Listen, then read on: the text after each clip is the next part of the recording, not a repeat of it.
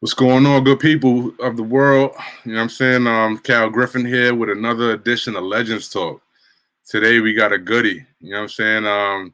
If you in tune with the streets and the whole well, I'm not even gonna give it up. I'm not gonna give it up, man. But we got a goodie today.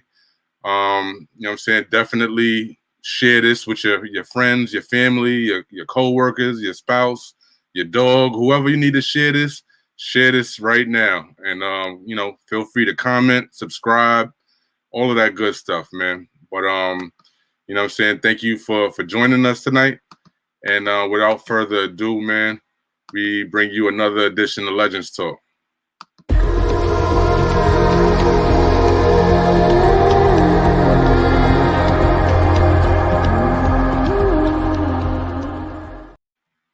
Yo, what's going on? What's going on, my guy Roman Perez, man? What's going on with you, champ? How you? Everything is good. Thank you for having me. Really appreciate it. Hey, man, my pleasure, man. Like I said before, man, off the air, man, we got to support each other. So, it's only right that I have you on. I've seen you. I've seen you around. I've seen what you could do. I've been a kind of a street ball, a basketball head, but more of a street ball kind of guy. From day one, and I'm sure, like, just kind of going to these different events and tournaments. Happen to see you play a couple times, and it's only right that I get you on, man. So I appreciate you. Thank you. Thank you so much, man. I mean, I seen previous guests on, and for me, it's just an honor, and I'm very thankful from the bottom of my heart. Nah, of course, man. Before we get into it, man, I'd like to shout out to our sponsor, who I know that you are affiliated with also, Soul Pack. Soul Pack is a bag company. They make the most fire bags that you can see for the basketballer out there, man. With shot, they got the basketballer in mind. So what I'm saying, definitely follow their social media. Look at their website, thesoulpack.com. Again, follow their IG page at Soul Pack. Again, they got the most fire bags that you could imagine, man. Go take a look, go cop up, and yeah. Before we get into it, we're gonna run into this real quick Soul Pack ad, and when we get back, we're gonna get right to it with Roman Perez, y'all. So stick with us.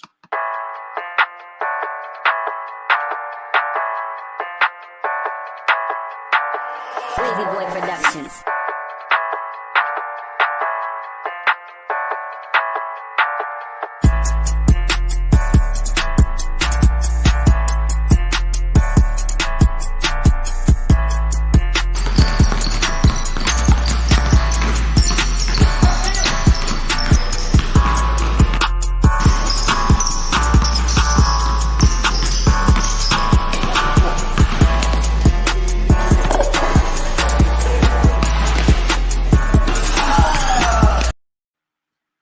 That was Soul Pack, y'all. Soul Pack, man. Again, thesoulpack.com. Check them out on social media at Soul Pack. But yeah, man. Thank you, man. Again, thank you for joining us. Really appreciate you coming on. And I'm not quite sure if you heard or not, man. But we got some terrible breaking news, man. Terrence Clark, who went to Brewster Academy. Also went to Kentucky, played for the Wildcats for one season, and declared for the NBA not too long ago. I'm getting news that he has passed away in a car accident, man. Terrible, terrible news. So I just want to do a real quick moment of silence, and then we could carry on, man.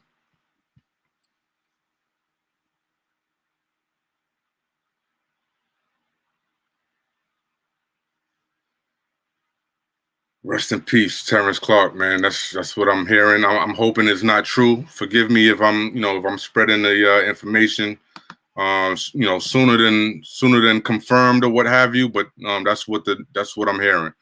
But again, on the brighter side here, Roman Perez, man. Pro basketball player, comedian, music artist. You know what I'm saying? He's a man of many trades here.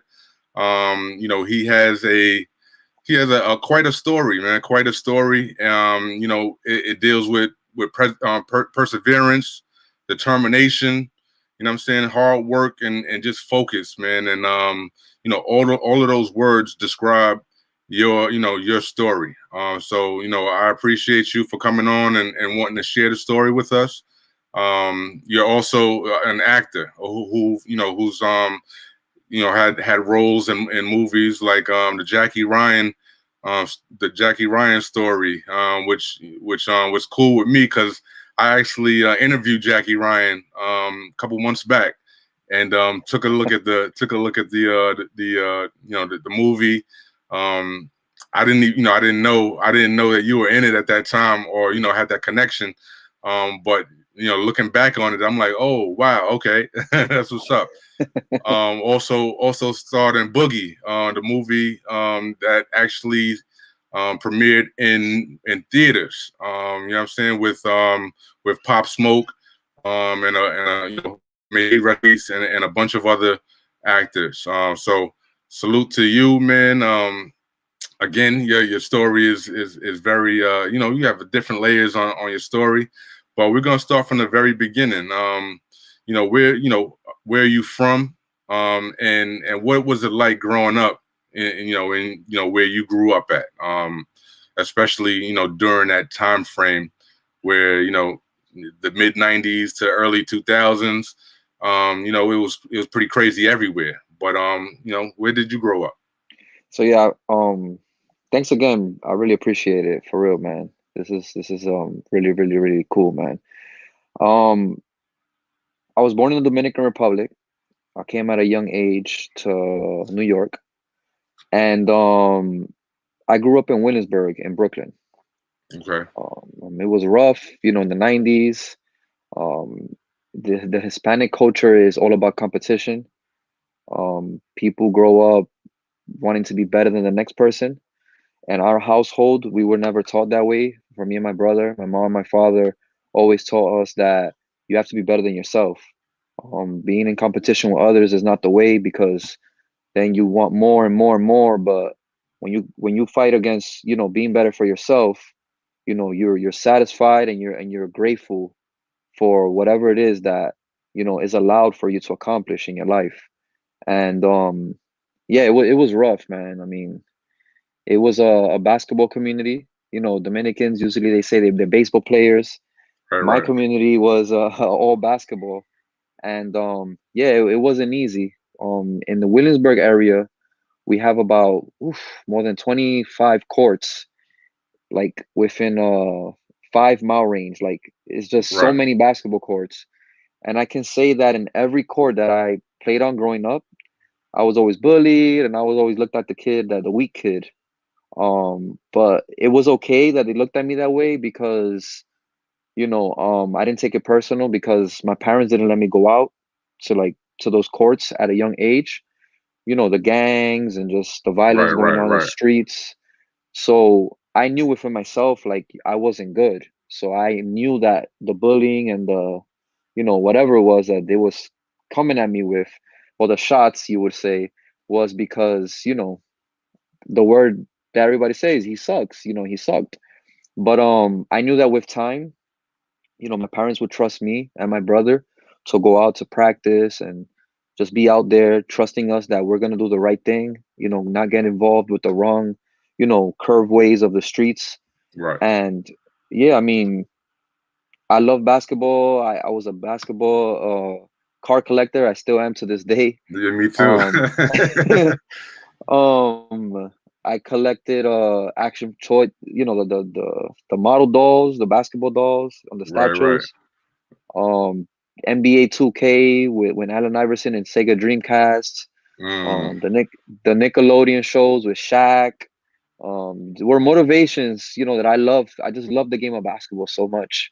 I didn't know that I was gonna be a player, like, to actually play, but I just loved the game so much as a kid. And because of that love, people saw that, and I was made fun of. right, right. Now, I mean, It's unfortunate that that kids treat other kids like that way, right? But in terms of people like bullying you, telling you that you weren't good or what have you, did that like fuel you? Did that make you angry, or did that make you? How did it fuel your passion for the game? Like, you're just coming back for more. Some kids stop right there. They go, run and hide or whatever the case may be, and they never show back up on that court. But you did. You know what I'm saying? So tell me how that fueled you.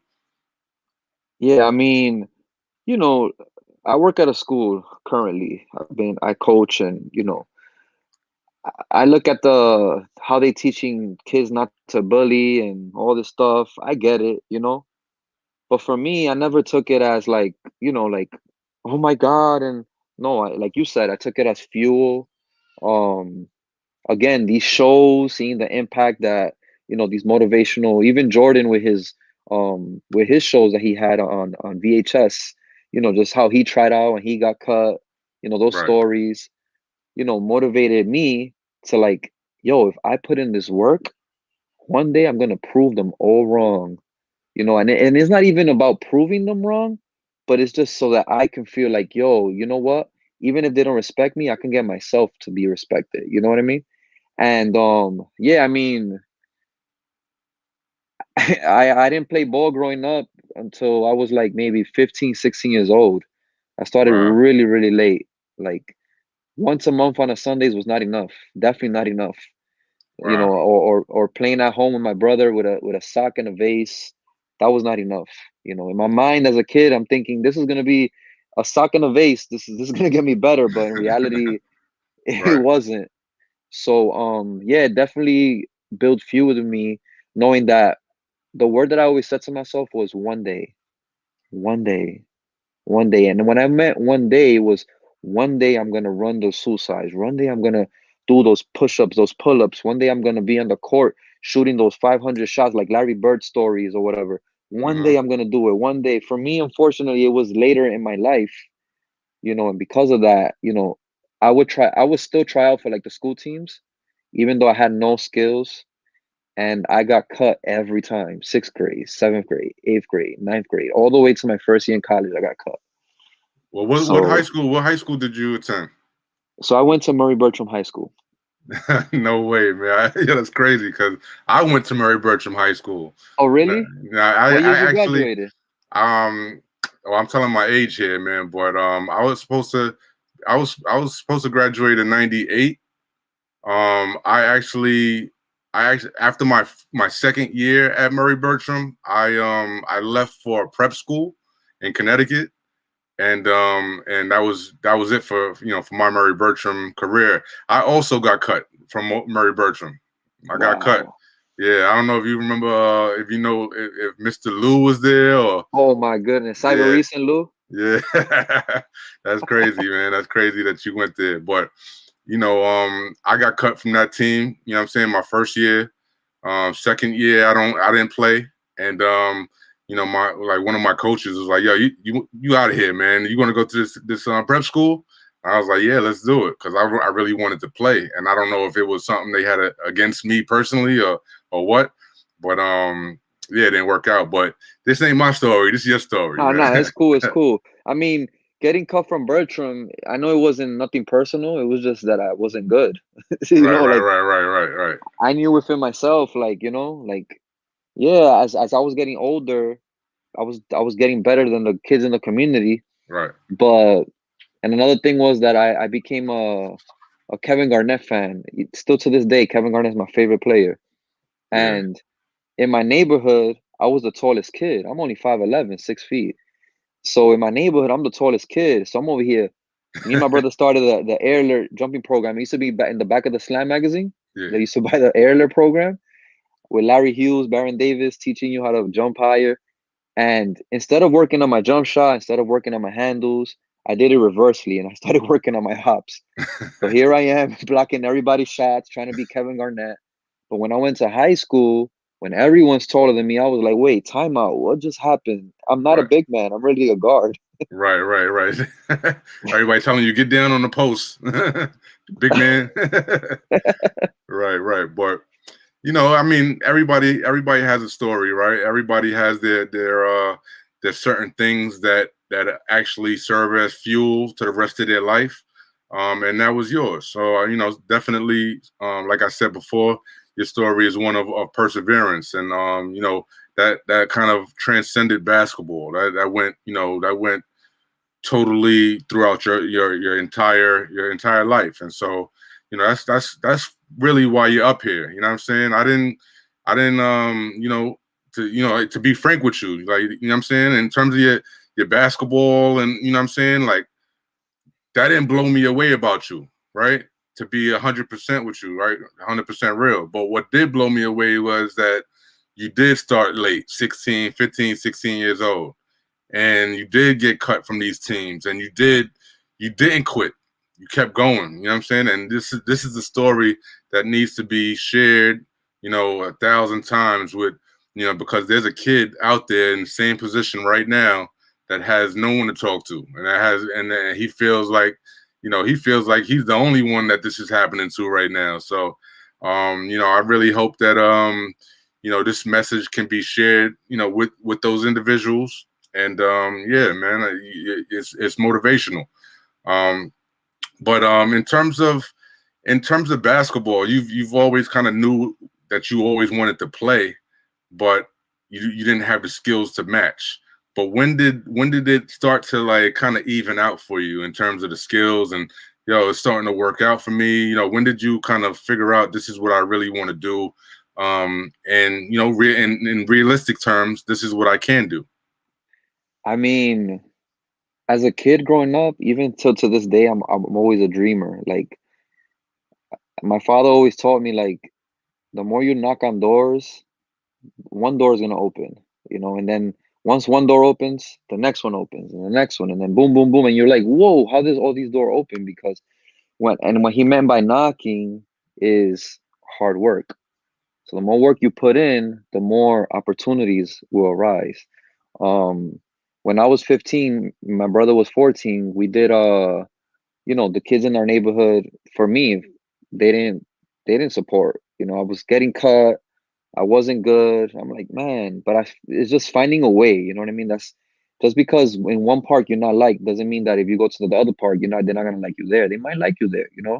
So you got to just don't be stuck. And Right. we will always go to the Dominican Republic for vacation every summer with my family. And my mother's side of the family, where she's from in Dominican Republic, is like a woods type of area, like we call it a campo, like a forest. Right. So we had an idea to make a basketball league in the forest with the people in the community. The people in the community were just grown men, some teenagers. But in my mind, I said, man, if I get a chance to play against grown men, even though they don't know how to play ball, and I'm over here 15, 16 years old against grown men that they're gonna hit me, and you know what I Right. mean? When Let me I go get back and better. when I go back and play kids my age, it's not that I'm gonna be much, much better, but I am gonna be better. Right. So we made this. My dad helped us get cement, like buy cement. We cut the leaves, everyone helped out, and we made our own like a half court. We got the rim, and we made our own league, a 2-on-2 league. Wow. The league went on for 2 summers, and it was like, man, I now have my own court, even though I was only there for 3 months in the summer with no school, whatever, where I can shoot hundreds of shots in the sun, whatever, play in my own tournament. You know what I mean? And do my thing. And then I will come back every summer, and the guys in my neighborhood like, yo, he went to 5-star camp. He got way better. I didn't go to 5-star camp. I didn't go to none of those camps. I did my own thing. Right. And But that's cool, yeah, man. That's fire, man. Because it really speaks to, when your back is against the wall, and what are you gonna do? You know what I'm saying? Are you gonna wait for somebody to build a court for you, or are you gonna go out and build your own? So, salute to you, to your dad. I do want to touch on your dad, because he's a very, very, very important figure in your life, in terms of what I've been able to kind of read, and kind of doing my own research on you. Dudo Baez. Yeah. Dudo Baez, you created a foundation named after your dad, who actually passed away in 2014.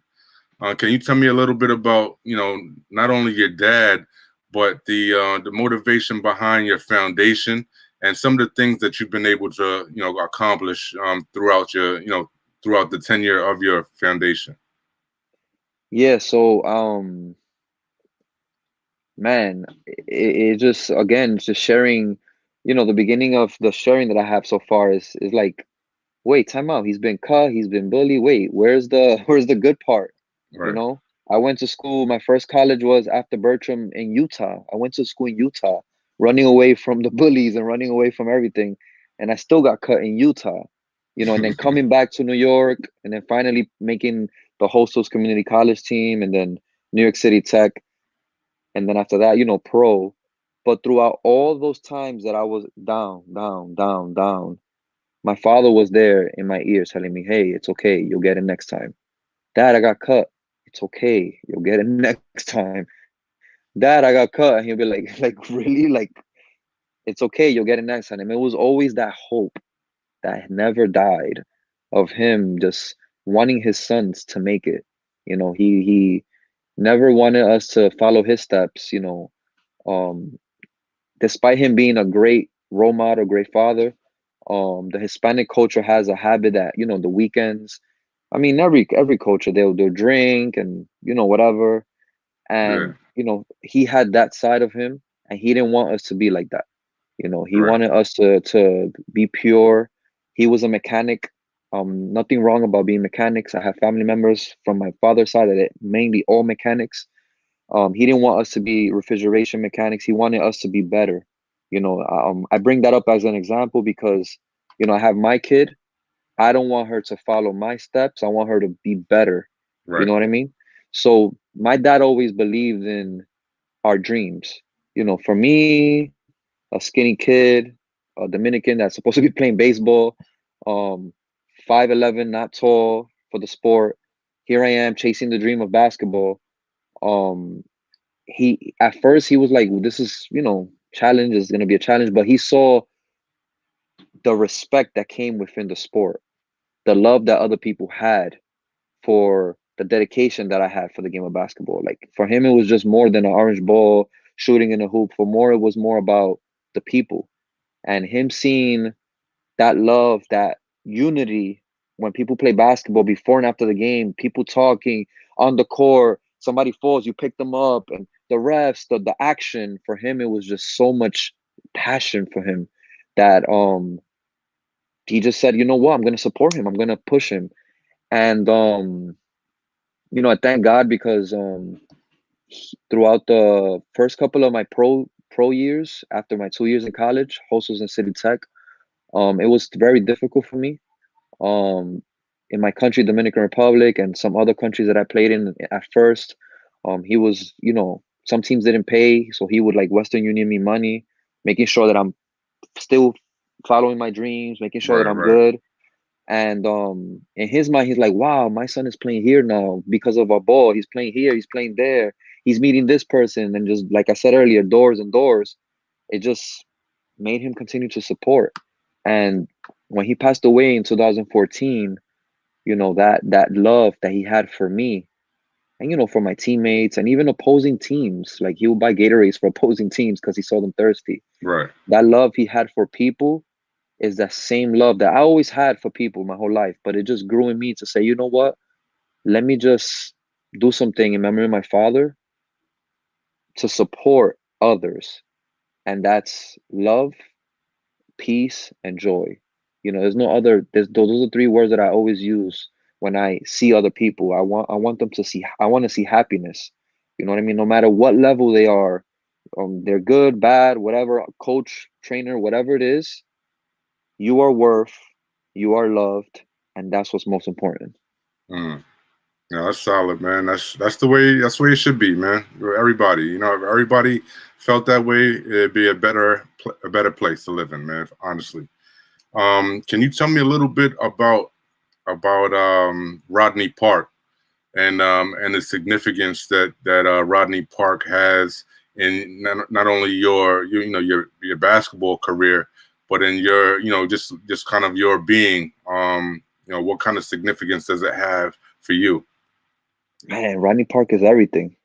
I've played in, whew, I played in I could say one of the biggest tournaments in the world, the Quay 54. I played twice on that tournament, the Jordan tournament. Shout out to my boy Nacho. Today's his birthday. I play with on his team, Team Spain.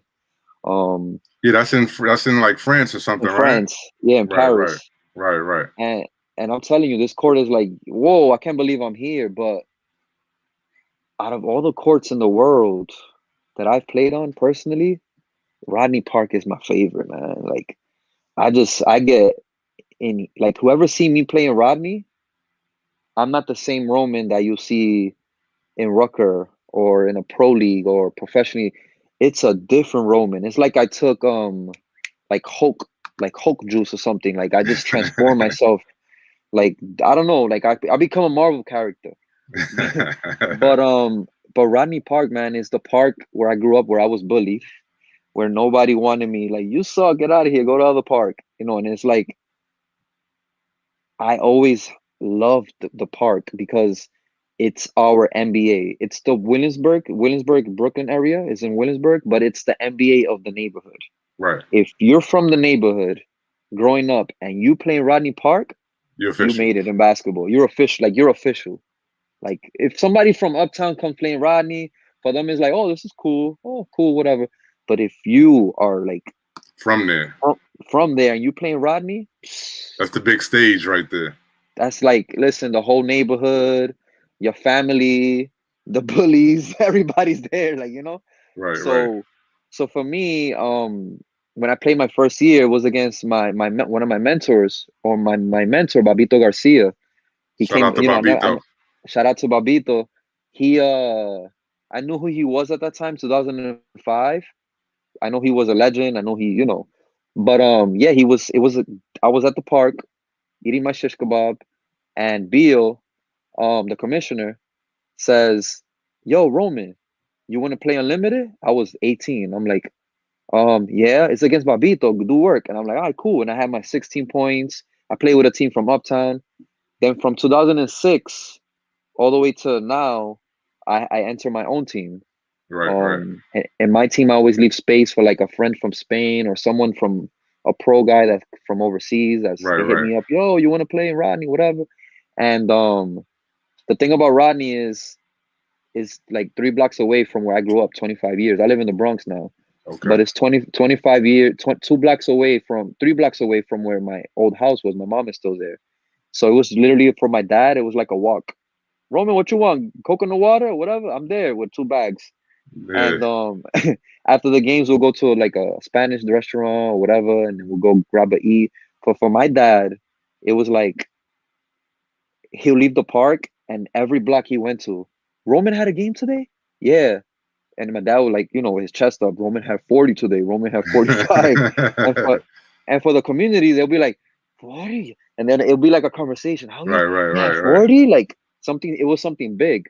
Um So you from were doing 2000, it. You were doing it for him, for so that he could have his clout.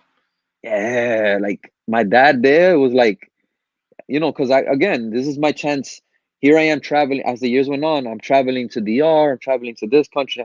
But in the summertime, I'm home, baby. I'm here to show what's up, Right, right, right. So it from 2006 to like 2013, the year before he passed away, I can honestly say, and I'm keeping it real, I probably, out of like 70 to 80 games, I probably won like maybe 7, 8 games. We Wow. never made a playoff because um Corey Williams, aka Homicide, shout out to my brother. Shout out to Homicide. I never forget in 2005 when I tried out for his team with Bone Collector in the Rucker. Right. Um I was an 18-year-old kid, and I said, "How do you get better, this and that?" He said, "When you're playing in a game, play with people that's not so good. That way you can step up your game." and you can do. If you gotta cross the ball on three people, you're gonna learn how to. If you can kill three, then one is gonna be easy. And we know Right. homicide in Rucka. If one guy was guarding Yeah. him, He was it was killing. too easy for him. So that mentality, I was like, wow, man. And I kept that with me. And not only that, my pops, win or lose, nobody at that time, nobody's did he win? Did he lose? No, all they remember is Roman had 40, Roman had 45. But deep down inside, I was really working on my skills also to prepare myself for what's to come. When he passed away in 2014, I'm already older. I'm almost 30. I'm 35 now, but I was like, you know what? I want to get some wins, man. So from 2014 to currently 2020, last year, we're like, last 3-4 years, we went to the chip. My team went to the chip. Where, where in 2019, we finally won the Ronnie Park Championship. So it was Oh, like, that nice. meant everything to me. That meant Yes, everything.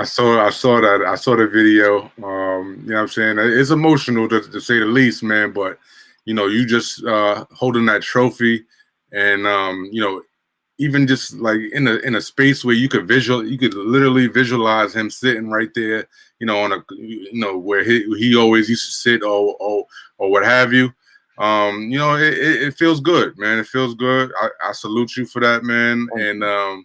that's a feel good story, man. That's gratifying. I lost my pops too. When I was 11 years old when I lost mine, and never really got the chance to do any of that stuff. So when I hear somebody, that bond that somebody has with their dad, it really hits home for me.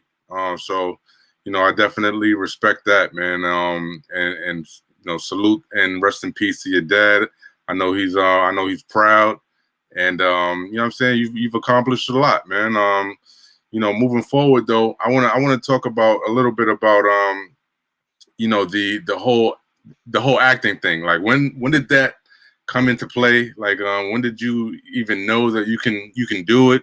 And when did you get your first shot to actually try out and stuff? So my father was, so we say my dad and my mother. My mother's still alive, thank God. She's well. God bless. Um, they had like my mom had a strict character, my father had a comedian character. Like everything was funny to him. Like we couldn't go anywhere. Like anyone could tell you that my dad went to all my summer league games, West Fourth, Rucker, everywhere because it was fun just being around him. And he had a story for everything. Like he would mimic and he would just be funny, Right. So that grew in us, me and my brother. My brother currently today he's a music artist, and he's also a filmmaker. He's a director, and I started with a character called Pacualito as a comedian guy. I was hitting him hard as far as like promoting him, but one of my friends that was doing it with me, like the acting, he got a little sick, so I stopped. So I didn't take it serious. That was like 2007. Then 2012, I was playing at a game, and my brother Rel Watson. I don't know if you know Rel Watson. Not by Um, name, but probably by face. yeah, minor professional basketball player. My brother Rel comes up to me and says, "Yo, they have a audition for this Powerade commercial. You want to go? It's a basketball. I think you'll do all right." And I was like, "Nah, I'm good." I was just focused on like basketball, like Right. You know, I had my daughter, 3 years old. It was basketball, like 9 hours a day at 25th Street Gym, working on my shot, my range, basketball. Yo, bro, give it a shot, whatever. I'm like, I thought about it. I'm like, you know what? I'm gonna go. The audition said you needed to wear a black t-shirt, clean shaven, and you needed to look rested. I did not rest that night. I had red eyes when I went to the audition. I was not clean shaven. When I got on the train, I'm like, oh my God, I forgot. And I had a blue shirt on because in the nighttime when it was like six in the whatever in the dark, I picked out thinking it was black, but it was a navy blue shirt. So I went to the audition, hundreds of ball players, like all the ball players from the city. Right. Yo, Roman, what's up, yo? And everybody had a black t-shirt. And then here Everyone was you clean go. shaven.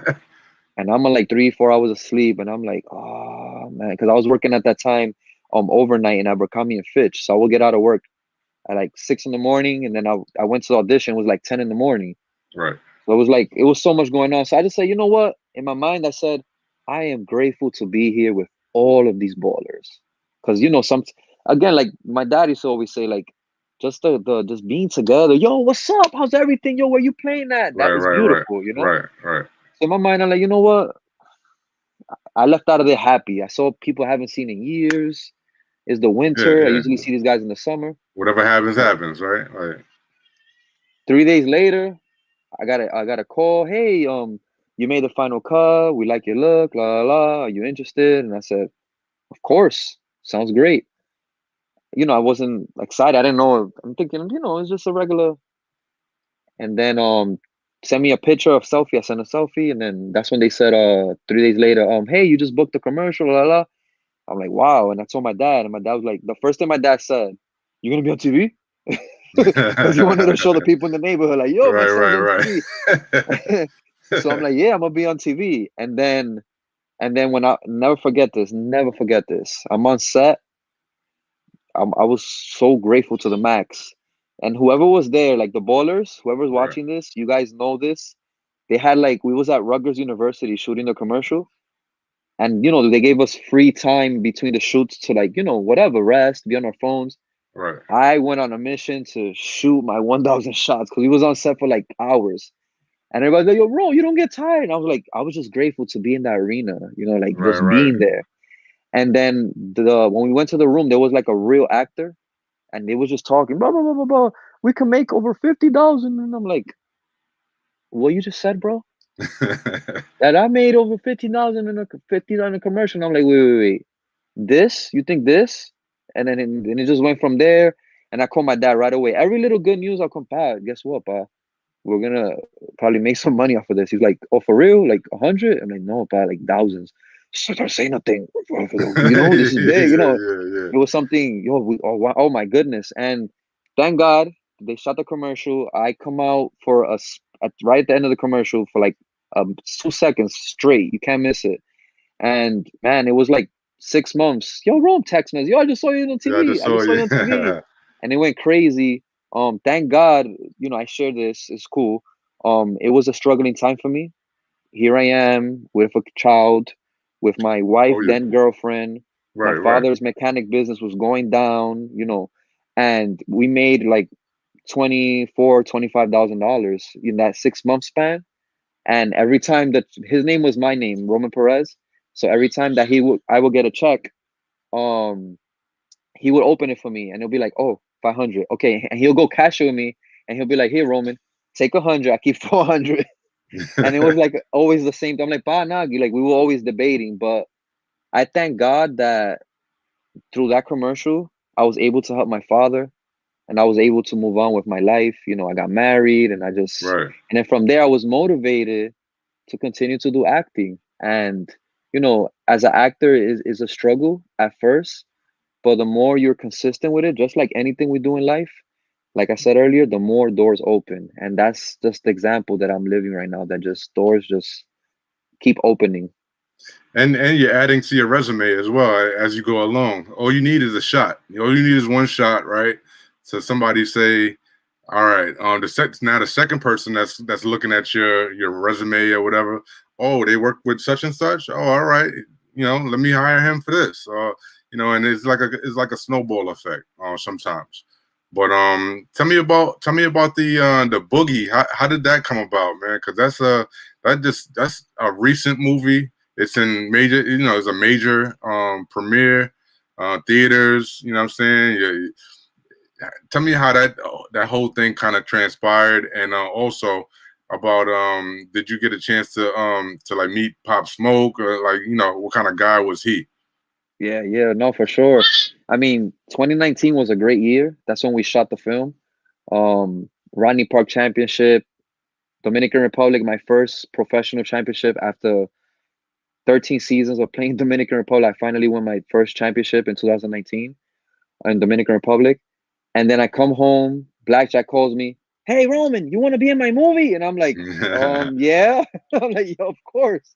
All right, so this is the details. I went out to shoot Blackjack, and literally a week later, my agency slammed up bookings, hits me up, "Hey, there's a movie opportunity. Um, do you want to be in it?" And I was like, "What is it?" "Boogie is a basketball movie. You'll be a basketball player. There's over 70 players. I don't know what team you're gonna be on. Right, I right. don't know if you saw Boogie. There was a lot of teams in the movie. 1 second, bro. Sorry. No Um, problem. there was a lot of teams in the movie, and when I went on for the auditions, um, they had placed me on the main team with Pop Smoke, and it was a blessing from day one. It was just beautiful. Um, he was a great person, great brother. Like for real, for real. We was on set for like in a span of like a month, 2 to 3 days or in a week. Like we will always meet up, and since we was on the same team, we was backstage together, Right, on right, scene. Like he was so cool. He was so cool. I know he was younger than me. I was 33. So, I always, I remember one conversation we had was me telling him like, yo, bro, you're gonna go to the top, man. Just remember to stay focused. This was like October, November 2019. Stay focused, but bro. he was already kind of doing his thing with the music at that time, right? Yeah, Welcome to My Party was the thing at that time. Right, right, right. Oh And yeah, that was incredible song yeah, yeah. for that summertime. Oh man. This was I think 2 to 3 months after Welcome to My Party, like when it was like, and yeah, I mean it was beautiful. I was the OG of the team. Everybody else was younger. 2 to 3 guys knew me. George, my brother Jojo Swift. I got to meet the brother Mike D, which was Pop Smoke, so I'm like brother. And we all became cool on set. And I never forget the one moment I had, which was so beautiful. If you've seen the movie Boogie, there's a scene like we're in a huddle, all of us, and that scene actually took like an hour to shoot. That little 5 second clip in the movies was like a whole hour because they had to get the angle right. And we was always like in a huddle like this, Right, right, okay, okay, right. action, and we there, joking around, whatever. One of the guys knows that, I'm a man of God. So he was like, yo, Rome, might as well we here, yo, lead us in a prayer. And I was like, sure, why not? And then I asked the guys first, is that okay? And then Right, right. Pop, everybody was like, yeah, that's cool, that's cool. And we was just there, man, and we actually did a real prayer, and like, yo, it was so beautiful, man. Nah, that's dope. It was That's so dope. beautiful. But I thank God that the fan scene. I don't know if you see me doing the fan on Pop Smoke, in the movie. Right, right, right. There was the director was like, okay, we need someone so there's that, and then Pop was like, yo, Rome, and I was like, why not? Like it's cool. I'm a comedian in real life, so might as well. So it's cool. Right, And man, like it was definitely a blessing seeing it on screen. I saw it the day it came out.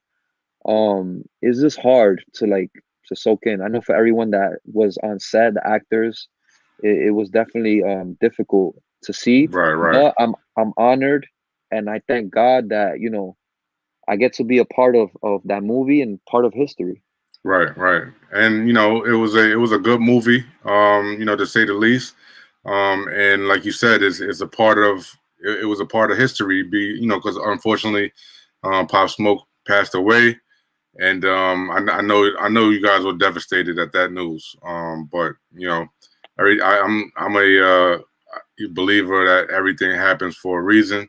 Yeah, And that's part of that's part of your story. And you take that with you.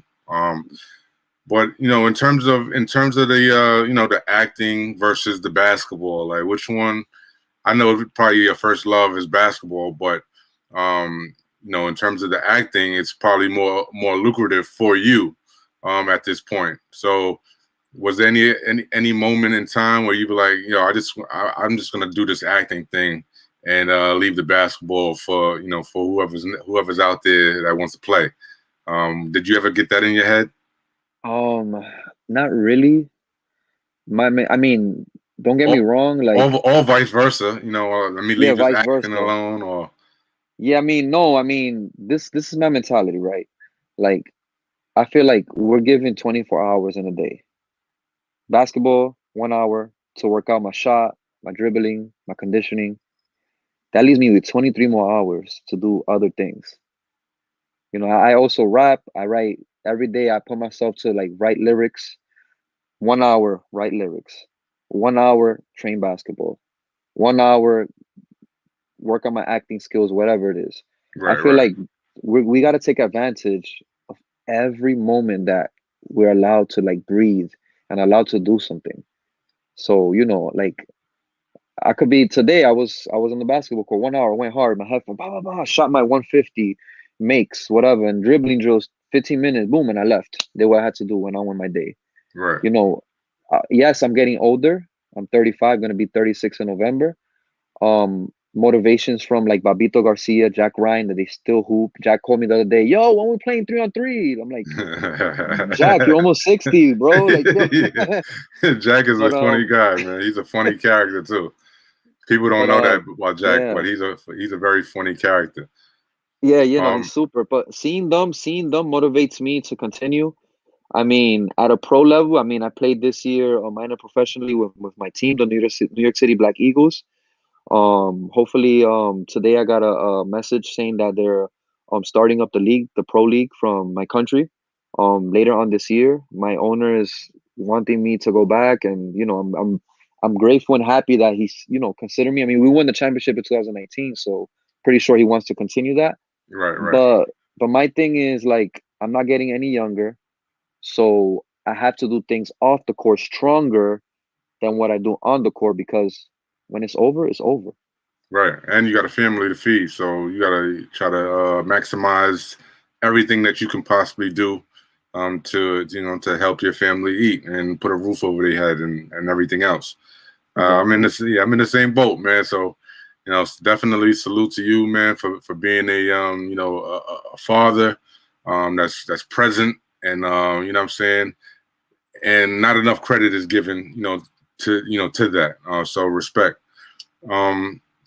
If I may ask you, like, what type of lessons, right, like overall, has the game of basketball, afforded you? Like, a lot of people say that, the teamwork aspect, or just basketball in general. Like, what has basketball taught you since you first picked up that rock until now? It's giving me a why. Mm. It gives me a purpose. Every day I wake up, a lot of people, even still to this day, they're like, man, I'm in some group chats and they make fun of me, like, yo, Roman is probably working out in the rain right now. And it's just like, for me, for me personally, it has given me a reason to like just, I mean, don't get me wrong. Sometimes I think about it, man, what would life be without basketball? But I feel like it just doesn't end. Even when I stop playing, like, I'm gonna be coaching, I'm gonna be training, I'm gonna be doing other things, even watching the game of basketball. My daughter, she's 12. I coach her. She currently plays. She's been playing from the age of 6 years old. So even just yeah, I made sure she started. I mean, she was the one. She was the one that told me, "Daddy, I want to train. I want to, So, never came by force. It You came didn't by push, her. you didn't force it. No, it was like one day I'm doing push-ups. She said, "Daddy, I want to train with you," and I just went. Once she said that, that's it. It was like, okay, I got you. And she's doing good, but she's doing good. I mean, the pandemic slowed things down, but Right. she's getting back to it. She's gotten taller. She's studying the game. This time has helped her to like visualize the game, because basketball is 90% mental. Right. Yeah, a lot of people running around thinking that they have to be, physically imposing and stuff like that, but the game is mental, and at this, especially like you just said, during the pandemic, people get to literally slow down for just a second, reevaluate what's going on, and then and go back to the lab. So just that's great that you're actually guiding your daughter in that direction, and that she actually started way before you started. You got the chance to start, so sky's the limit. She's better. She's 12, and I tell her this. I said, I'm not gassing you up. I tell her this. I'm not Leah. I'm not gassing you up. But you at 12 are better than Roman at 22. Ouch. That's and crazy. it's hard to say, but the thing about me growing up, I had heart. If you see, I have videos of when I was 15, 16. You'll see me running around. My first nickname in the street tournament was Confused, because I was like a chicken just running around. Yo, stay still, and I was running around confused. But even running around is just the passion I had. Right. Just I got to do wanting something. to do it. Yeah. Nah, that's tough. That's tough, man. But Again, man, your story, man, is great, man. You know what I'm saying? Not even for those kids out there that, the superstars and, that's going to, University of whoever, North Carolina, D1, whatever. Um, it's not necessarily for those kids, but for the kids that, like yourself, man, that have gone through and took the scenic route. You know what I'm saying? And it snuck through the back door and got in how you fit in. You know what I'm saying? You play professional basketball. A lot of people can't say that. I lived, eat, ate, slept, and breathed basketball. I never got a chance to play professional. You know what I'm saying? So that alone, man, that's a huge accomplishment. I salute you for everything that you've done. Can you tell me just before we kind of start wrapping it up? I want to talk about the junior Knicks situation that you were involved with. How did you get involved with that? And what kind of things that are involved with that junior Knicks title. Well, for me, it's an honor. It's a blessing. Shout out to the Junior Knicks and the Knicks Association for just, man, it's just a lot of years of just putting in work, man. Not expecting, because when I do things, I don't expect nothing in return. I do things out of love, and if I'm gonna get something in return, cool. If I don't, then hey, you know what? I tried, and that's it. Right. But just last year, I was recognized for Junior Knicks Coach of the Year for 2020. I came in second place of over like 250 submissions. It was a blessing, unreal. And yeah, I mean, once they got to know my story a little bit, that's when you know, Doodle Buys became an affiliation with the Knicks, with the Junior Knicks. And yeah, I mean, the pandemic has definitely slowed things down. We were supposed to do many, many events and Right. last year and this year, but things are looking good. I was blessed recently to be the leader and host for Jose Calderon, ex NBA player, his foundation in Spain for the Wow. Junior Knicks. And that was like, hey Roman, do you want to? And I was like, why are you asking me this? Just say do it and that's it, because I'm not gonna say no to this. Right. And it's just been a blessing, and I'm looking forward to whatever doors open with the Knicks and Doodle Buys. Is just, for me, all this is just unreal, man. Like, I'm gonna be watching this interview Yeah. tomorrow, whenever, and it's just gonna be like, wait, I was on the All Things Hoop show. Like, I just love Hey. basketball, and I'm just, in my heart, I'm still that same kid when I first started throwing a sock in a vase. Right. Nah, man, I appreciate those words, man. Those words, they mean a lot to me. To even think that you hold all things hoops, this podcast or what have you at a certain level. And I definitely appreciate that, man. That means a lot. Um, you know, in kind of closing, is there any kind of anything that that you can tell the kids out there that were in your spot, that was in your spot growing up, that they're in that spot right now, whether they're getting bullied or not that good, and just kind of passionate about the game, and want to play, but just don't have the skills. They may have gotten cut a few times. What can you tell those kids right now, man? What I can tell these kids is, whatever you do, whether it's basketball, sports, whatever it is, do it out of love. And the best advice is that as long as you tried, that's all that matters. Make the Mm. team, not make the team. You gave it your best, but as long as you tried, that's all that matters. But if you really want to take it to the next level, you have to look at yourself in the mirror and push yourself to that limit. Not me, not Calvin Griffin, nobody. It's you. You look yourself in the mirror, write down whatever it is that you need to do to get to wherever you want to get. And with time, with patience, and with love, you will get there. Mm. You heard it here first, y'all. Roman Perez, aka Dudo Baez, man. We salute you, man. Thank you so much for joining us. I really appreciate you, man, for taking the time out of your schedule. And yeah, man, salute, man. I really hope to see you playing, in the park near you sometime soon, man. When this COVID-19 pandemic eases up. And also hope to be seeing you on a big screen somewhere, sometime in the near future as well, man. I appreciate you. Stay tuned for that, bro. This hair that I have here is not for nothing. No doubt, man. Much love and respect, man. I appreciate you, champ. Thank you, bro. All right, Appreciate man. you, and God bless always. Likewise, man. Be well.